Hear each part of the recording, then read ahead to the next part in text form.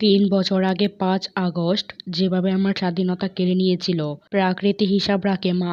ঠিক ৩ বছর আগে ২০২১ সালের ৫ আগস্ট গ্রেপ্তার হয়েছিলেন পরীমণি। তখন হাসিনাকে মা বলে সম্বোধন করেও রেহাই পাননি।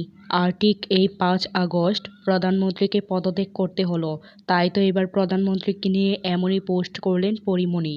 ৩ বছর আগের কথা, ২০২১ সালের ৪ আগস্ট পরীমণিকে গ্রেপ্তার করেছিল র্যাপিড অ্যাকশন ব্যাটালিয়ন র্যাব। পরদিন তার বিরুদ্ধে বনানী থানায় মাদক মামলা করা হয়। গ্রেপ্তারের দিন লাইভে এসে শেখ হাসিনাকে মা বলে সমর্থন করেও রেহাই পাননি এই নায়িকা। ওই মামলায় গত ৫ আগস্ট পরীমণিকে ৪ দিনের রিমান্ডে পাঠান আদালত। সেই ৫ আগস্টের কথা ভোলেননি এই নায়িকা।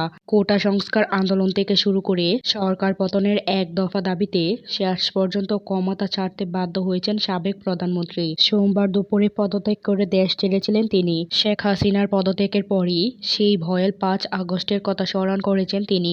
সামাজিক যোগাযোগ মাধ্যমে মঙ্গলবার তিনি লিখেছেন, ৩ বছর আগে এই ৫ আগস্ট যেভাবে আমার স্বাধীনতা কেড়ে নিয়েছিল প্রকৃতি হিসাব রাখে মা। সঙ্গে জুড়ে দিয়েছিল বাংলাদেশের পতাকা। শুরু থেকে কোটা সংস্কার আন্দোলনে শিক্ষার্থীদের পক্ষে ছিলেন পরীমণি। শান্তি চাই, লুটপাট, টানা আক্রমণ, প্রতিহিংসা চাই না। আমরা সংযত হই, দায়িত্ববান হই প্রিয় বাংলাদেশ।